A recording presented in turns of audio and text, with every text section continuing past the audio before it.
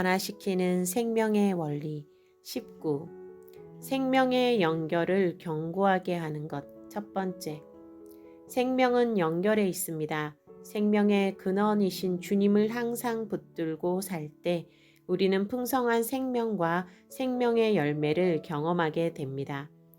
그러므로 연결이 견고한 것은 생명이 견고하고 충만한 것이고, 연결이 희미한 것은 생명이 약화된 것입니다. 그렇다면 그 연결을 견고하고 풍성하게 하는 것은 무엇일까요? 그것은 바로 실패의 경험입니다.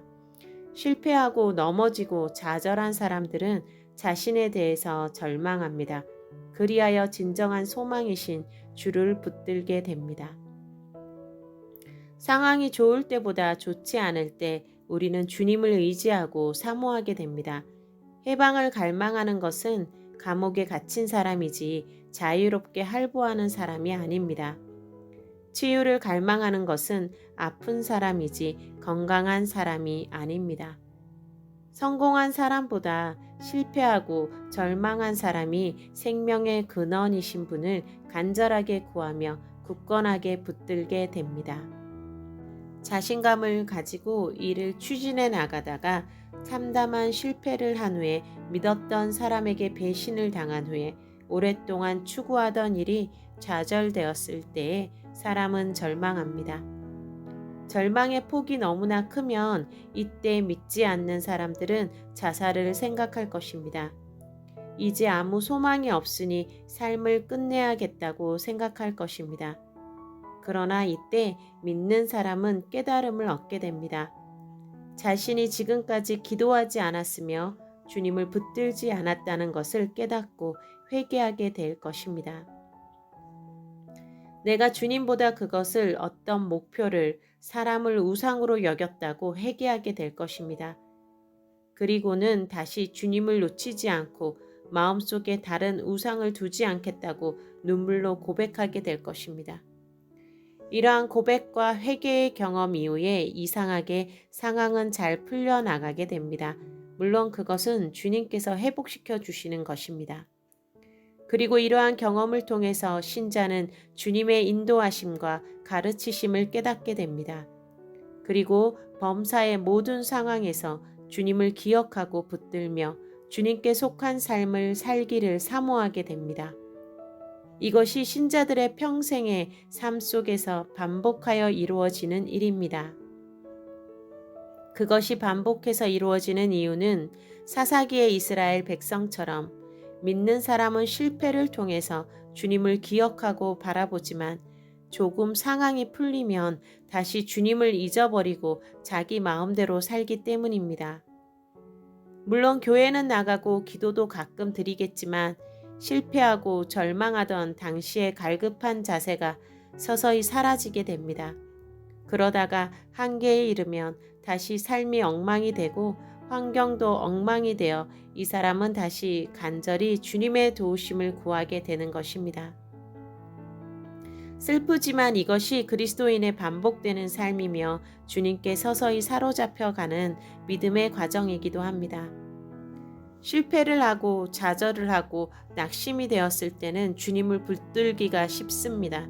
그러나 상황이 잘 풀려나갈 때 주님을 바라보고 의뢰하는 것은 쉬운 일이 아닙니다. 그것은 이미 많은 주의 다루심을 통과한 사람에게만 가능한 일입니다. 그러한 사람들만이 평탄한 환경에서도 주님을 갈망하며 눈물 흘릴 수 있습니다. 그러한 사람들만이 모든 일이 잘 되어가고 사람들이 칭찬하며 부족한 것이 없는 상황에서도 주님께 무릎을 꿇고 주의 긍휼을 간구할 수 있습니다.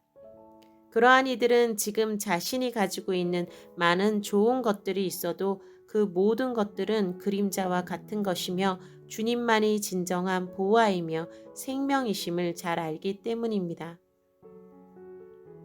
어린 아가를 안아주는 것은 어른들에게 있어서 참으로 행복한 일입니다. 그러나 아주 어려서 움직이기가 어려운 갓난아이 외에는 아기들을 안아주는 것은 대체로 쉽지 않은 일입니다. 아가들은 너무 힘이 왕성해서 한자리에 가만히 앉아있지 못하기 때문입니다. 그래서 아가들은 잠시 어른의 품에 안기지만 재빨리 그 품에서 벗어나서 돌아다니고 싶어 합니다. 그러나 어린아이가 아플 때, 그래서 힘이 없을 때 아가는 어른의 품에 안겨서 움직이지 않습니다. 그리스도인이 실패하고 낙심하여 눈물 흘릴 때 그리스도와의 연합과 연결이 선명해지는 것도 이와 같은 이치입니다. 실패의 경험, 고통의 경험, 버림받음의 경험. 그러한 경험들은 우리를 주님께로 이끌며 우리를 주님의 사람이 되게 합니다. 그러므로 성공보다 오히려 실패가 우리에게 생명을 주며 영원한 풍성함으로 인도하는 것입니다. 평안할 때, 상황이 좋을 때, 기쁜 일이 있을 때, 이때 주님을 붙들고 연결 상태를 유지하는 것은 오히려 더 어려운 일입니다. 언제 주님과의 연결이 끊어질까요? 언제 우리는 주의 손을 놓아버리게 될까요? 그렇게 평안한 상태에 있었을 때입니다. 모든 것이 내 뜻대로 잘 이루어지고 있을 때입니다. 그런 의미에서 실패를 모르고 낙담을 모르고 자기 한계를 모르고 평탄하게만 살아온 사람, 부모에게 꾸지람 한번 듣지 않고 자란 사람들은 영적으로 아주 불리한 여건에 있는 것입니다. 이러한 사람들은 주님을 만나기도 어려우며 만난다고 하더라도 그의 임재를 유지하는 것이 쉽지 않습니다. 그들은 근본적으로 간절함이 부족하기 때문입니다. 그러므로 평탄하고 좋은 여건은 육신으로야 좋은 상태이겠지만 영적인 측면에서는 오히려 불리한 면이 있는 것입니다. 욥의 태도는 그러한 원리를 잘 보여줍니다. 우스 땅에 욥이라 이름하는 사람이 있었는데 그 사람은 순전하고 정직하여 하나님을 경외하며 악에서 떠난 자더라. 그 소생은 남자가 7이요 여자가 3이며 그 소유물은 양이 7천이요 약대가 3천이요 소가 500결이요 암나기가 500이며 종도 많이 있었으니 이 사람은 동방 사람 중에 가장 큰 자라. 그 아들들이 자기 생일이면 각각 자기의 집에서 잔치를 베풀고 그 누이 셋도 청하여 함께 먹고 마심으로 그 잔치날이 지나면 욥이 그들을 불러다가 성결케 하되 아침에 일어나서 그들의 명수대로 번제를 드렸으니 이는 욥이 말하기를 혹시 내 아들들이 죄를 범하여 마음으로 하나님을 배반하였을까 함이라. 욥의 행사가 항상 이러하였더라. 욥기 1장 1절에서 5절. 왜 욥은 잔치를 베푼 후에 번제를 드렸을까요?